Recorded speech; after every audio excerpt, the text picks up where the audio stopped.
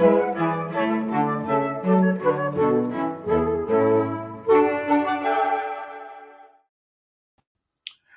ladies and gentlemen. It's Chess Show on Pod TV. My name is Sasha Star, and today we have two professors with us. It's Ken Regan. Welcome to the show, Ken. Thank you very much for having me on again. Okay, and Dan Fleetwood. Welcome to the show, Dan. Hi, Sasha. Hi, Ken. Great to see you. And I think we were all mesmerized by incredible victory of Carlsen in this very significant tournament. This is a miracle. You can compare it only to Alokin by the early Searches victories in Bled and other San Sebastian, some other tournaments. Michael Tal had his a great share of wonders of the chess world. And, well, Gary Kasparov, of course, in his time. Do this. What can you say about it? Dan, we'll start with you. Oh, the games were just extraordinary. I mean, for rapid games, the quality of the play was very high, as you would expect from the participants, and some of the endings were I mean, I would like to have days to work on those, not just seconds. I agree with what you say. Do you have a favorite game? I guess, do you mean especially from the final day? Geez, no, it would be hard to choose. There are so many good ones. I'm sure that you have a few singled out, though. I do indeed have two that has special interest to them. And I'll just say that by my metrics, Carlsen went into full beast mode on the final day. So he played world championship level at slow chess, not just. That's crazy. That is just crazy. Well, I mean, he's been arguing that you don't need slow time controls to play well, and I guess he figures that he'll just show that. So I may show these two games side by side, both wins for Black. Carlsen over Caruana and Hikaru Nakamura defeating the sitting world champion. And both of these games have interesting junctures to them, really having to do with strategy. And I will show you that Caruana had a definite wrong idea, sort of like the position went to his head. But Gukesh's mistake is really a little mystifying. But it may be the fact that Tarrasch was right, even in a complicated position, about keeping the rooks behind passed pawns. So Carlsen is Black and does not play the Berlin. So we're going to challenge you with the Morphy Ruy Lopez. And White decides to play the exchange deferred. Now, the other mystery of this position is, how does Carlsen conjure up as Black a significant advantage after only 16 moves from this opening, this positional opening, where, however, though, he plays this way to guard his pawn rather than queen d6 as I used to play, or bishop d6? And well, that's clearly an update from Berlin theory. So I think you're right. I had the same impression. Yeah, that this is... so Black can afford to cede the center, but is very compact. White doesn't have anything to attack just yet. So now Black just very calmly relocates his knight to an optimal square e6, although how is Black's light square bishop going to develop then? But here we go. Comes to e6. Now the game is already even according to the engine, as you can see in the right-hand corner. But Black is going to expand to a definite advantage in just 4 more moves. And White's mistake is the only clear mistake that White makes is on a certainly very natural move. So, knight d2 is good. And now here comes the clear mistake. So what White should do, as you see the engine is indicating, is play knight d3. Right. Knight b3 right away. And although you would worry, what if Black plays bishop a6? because your knight is now not supporting things that you would want to put in the way of that. But it turns out that rather than play c4, which is weakening, white can just play queen d1, calmly play there. I know after queen e7, you would worry about rooks coming over, but white would get to capture black's bishop. Either that or black retreats the bishop and white gets to trade off his inactive bishop on g3, 4. So the move that Caruana played, rook a d1, what could be more natural? Developing your last piece, threatening something. But now black has a definite initiative because white is not going to get time for knight b3 so comfortably. He's going to play it, but it's not going to work tactically. So white plays c4 and now knight b3. And the problem is that this leaves white's pawn chain in the center weak. But so the other little twist in this position is that it actually would have been better for Carlsen to play queen f6 in this position. This is the way to keep a tangible advantage, because then on e5 you can go queen h6. The queen is well placed there, and black has pressure coming at white's position from two sides. After queen e7, what Caruana should have done instead of knight b3 was to play e5. Now black's queen is restricted, and white has the e4 square for his pieces. The pawn is protected 4 times on e5.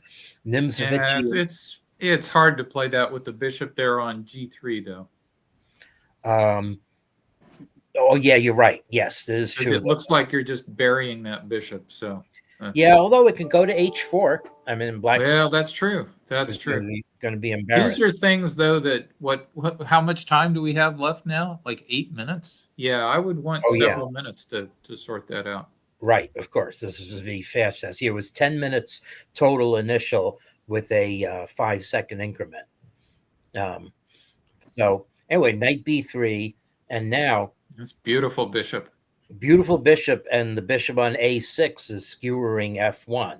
So now Carlsen strikes. And from here on, white is in trouble. White doesn't have a guard on c4 anymore. Fabiano struck back. This is probably what he was relying on, was having a knight menacing c6. But Carlsen can just ignore it.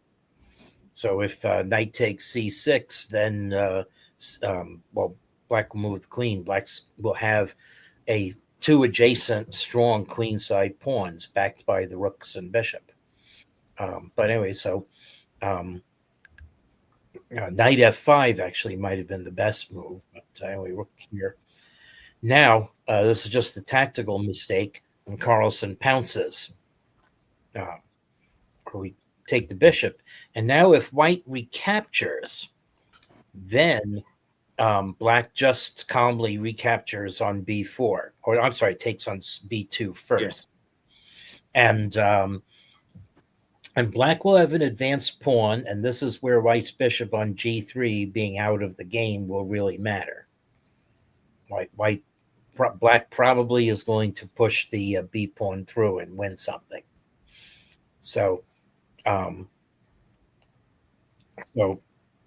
Caruana got rid of the danger and acceded to a position down in exchange. He doesn't even have a pawn for the exchange, but he is going to get one because of the knight's attack on c4. He did it this way. It would have been better to capture on c4 first, because then white, after the trades on e4, white could capture on a5 with the knight and be more solid. But this isn't really wrong. And now white has a pawn for the exchange, a nice knight on d4. It can be undermined, however. And Carlsen does the first element of strategy, which is when you're in exchange ahead, try to exchange a pair of rooks. Right. And white can't stop that, so here it comes.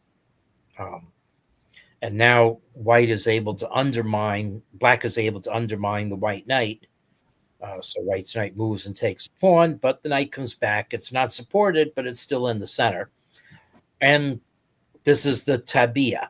Okay, white has a pawn for the exchange.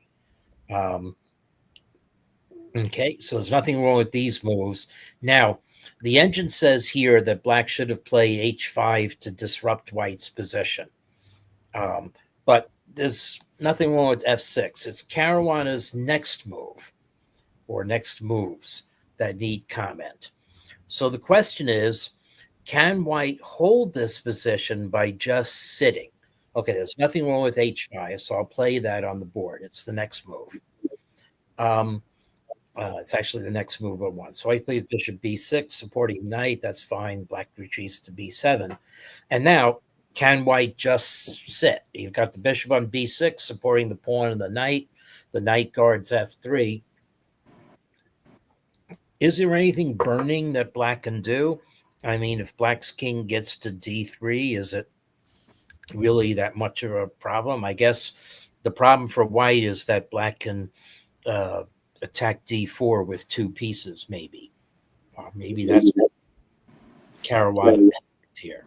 So this needs, as you said, Dan, you could get your opinion. White's down to 20 seconds, but this needs...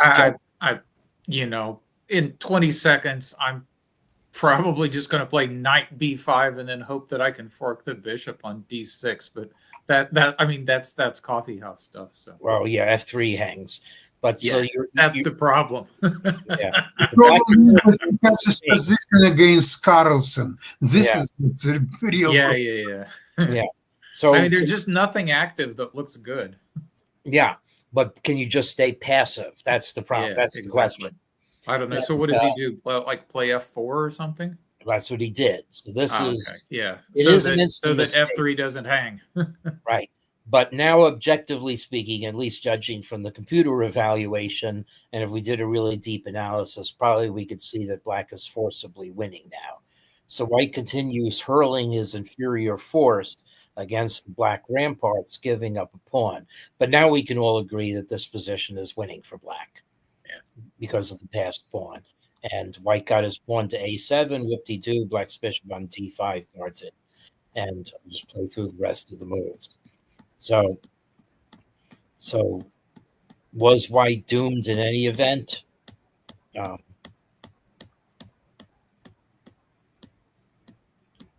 Okay, and now white, wait a second.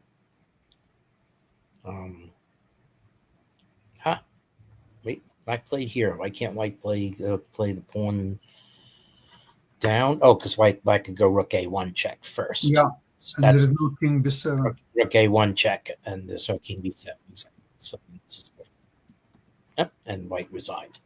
Okay, so tremendous play by Carlsen. Worth looking at to see if Caruana had to panic or not.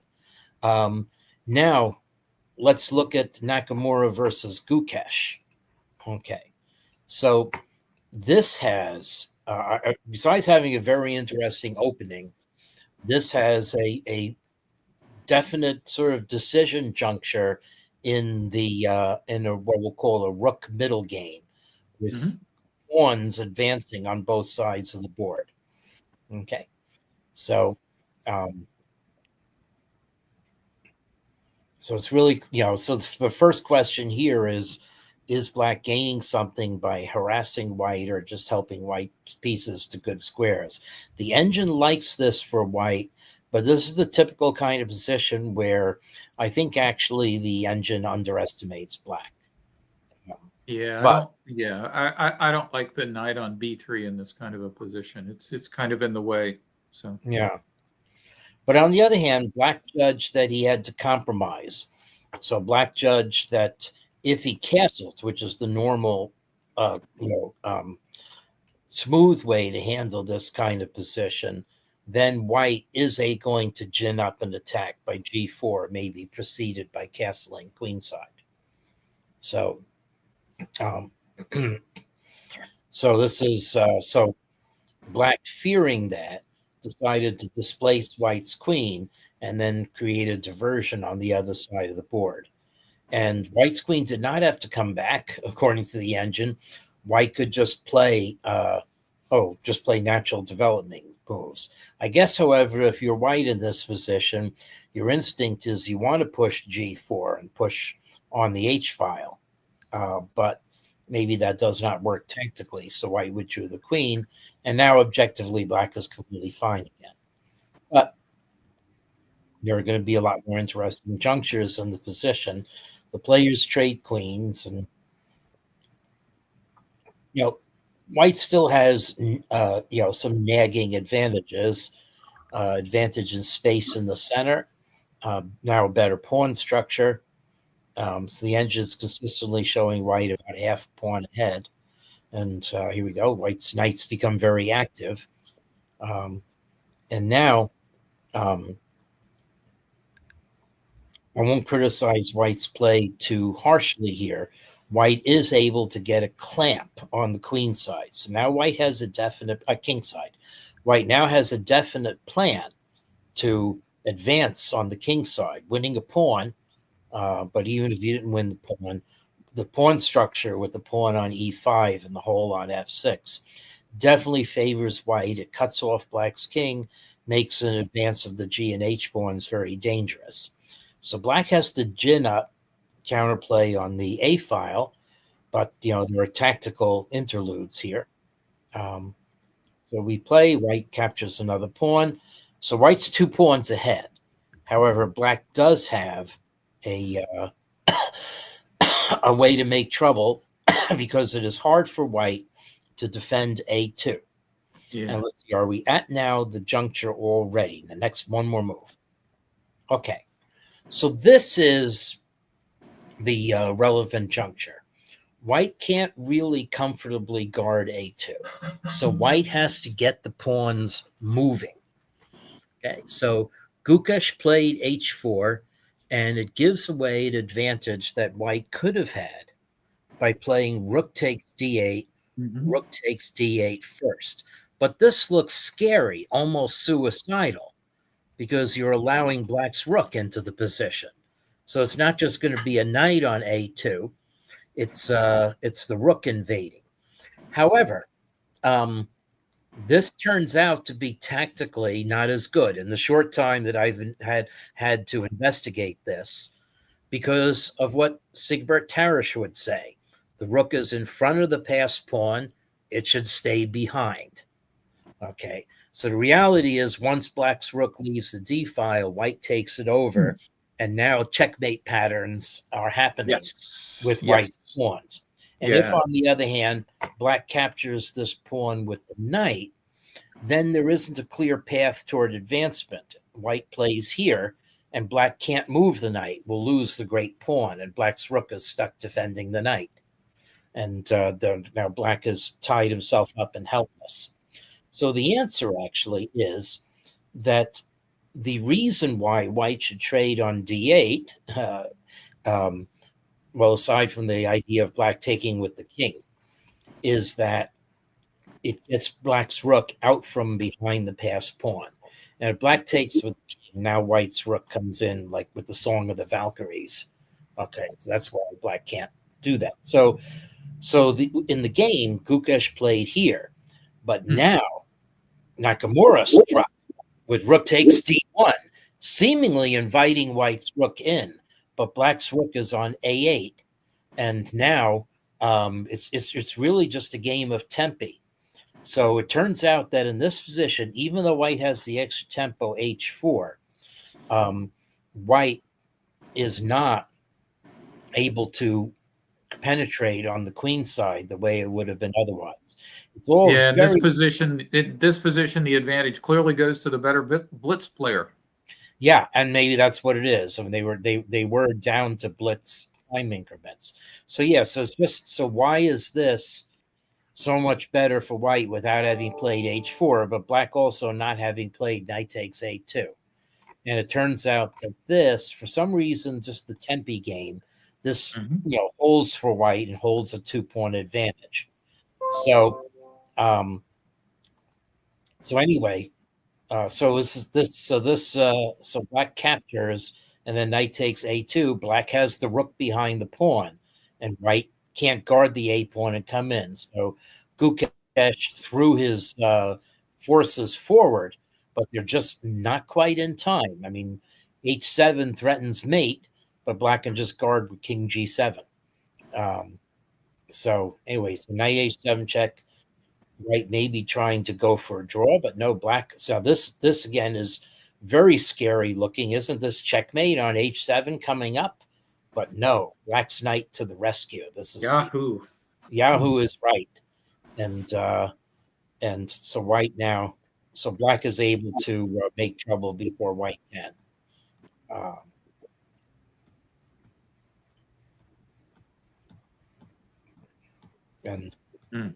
And this is where Gukesh gave up, because now white doesn't have any more attack. Black is going to be free to pick off some pawns on the queen side.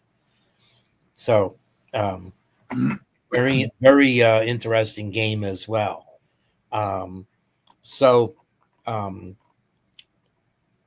those are two main games. Carlsen, however, though, defeated Caruana in both ends of the match, and this too. Let me see if I just go to a juncture in the game, in the middle of the game, because this is just winning. This is like Ali Khan's famous match glitching win against Capablanca. So how to play well with extra pass pawn on the queen side, and black is constrained here. And Caruana eventually felt he had to cede a pawn this way in order to open the position and get some counterplay. Okay, well, in fact, h6, feeling the heat of white's king side, but it was mistimed. The engine says black should have gone into a crouch with rook d8. But masterful play by white, the occasional blemish, but not much. So I can show another game from the clutch thing if you see one interesting, or I can show one interesting game from the World Senior Championship. Well, I'm always for the seniors. Okay. Agree. So this is Kirill Georgiev, who I would term an old prodigy. I remember when he was a young prodigy, about 5 or so years younger than I. But he wins a game that, I don't know if it's deep on strategy, is just very pleasing to view. And it's my third time showing a win by the black pieces. But here we go. Black plays knight c6, a move that ordinarily is a little bit cloying. And is bishop d6 really a move? Yeah, let's see. Let's go back. Is bishop d6 really a move here? Yeah, I don't know. Yeah, I mean, in my mind, he was trying to get it out to b4 and just didn't make it. Yeah, but I'm sure that there's a logic to it there. So yeah, I mean, bishop it's new to me. Or c5 or takes on c4. Those are the major moves. Exactly. Okay. I mean, it could be a line. It's just like I say. Maybe it invites c5, but of course you're not going to play that. So, interesting.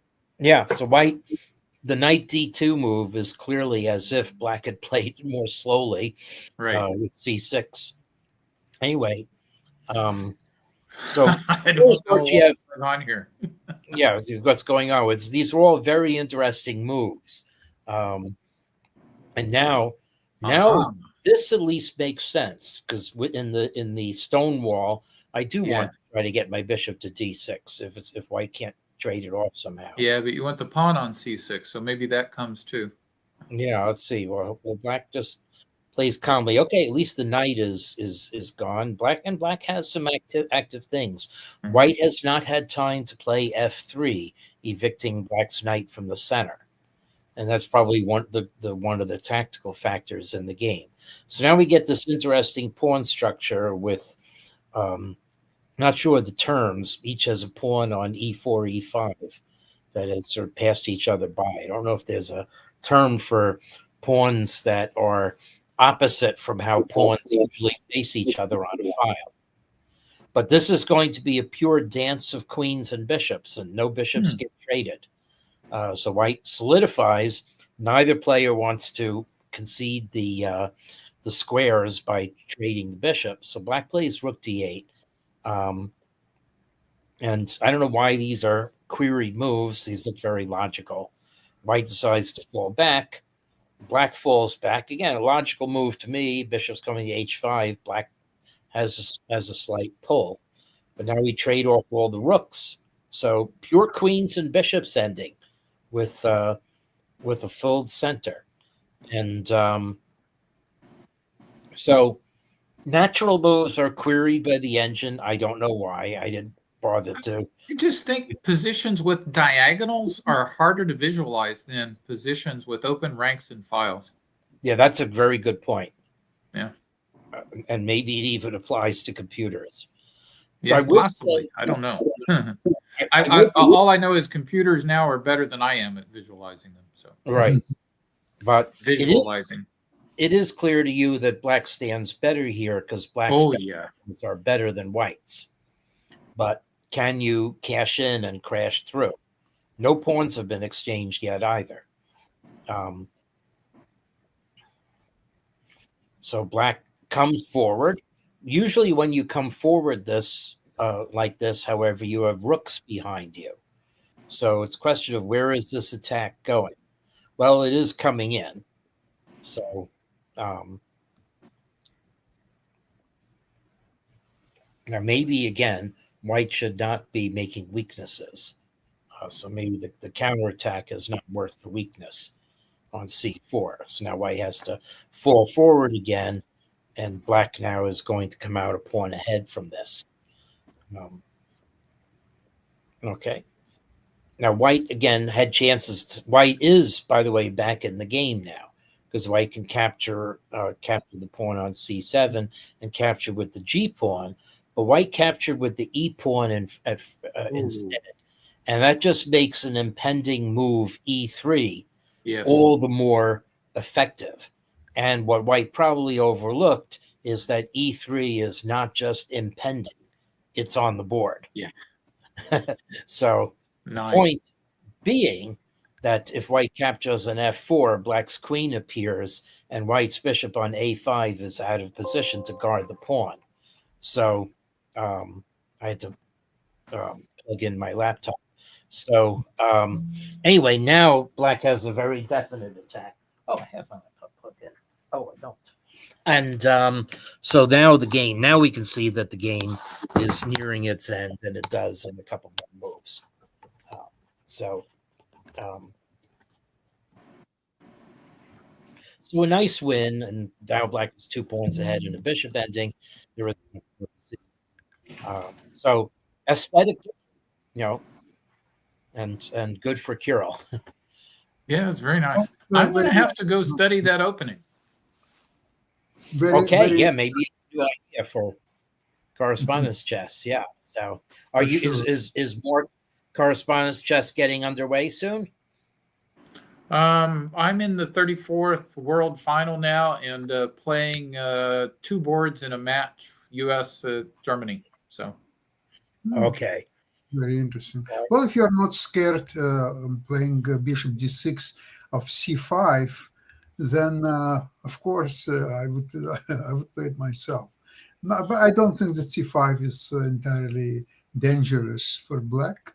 In fact, it could create more problems for white trying to justify this move. Well, in correspondence chess, if there's any route to a potential advantage, white will find it. Whereas even in a classical game, those positions are going to be double-edged and with a lot of tactics. And I'm sure that that's what black was looking for here, as opposed to 31 moves of theory in a Catalan.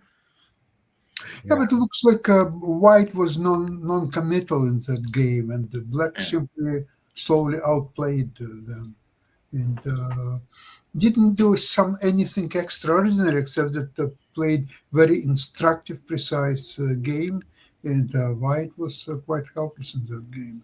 But anyway, thank you very much for today's program and showing these wonderful games. Enjoy And, the World Series. Go Jays. yeah, Yeah.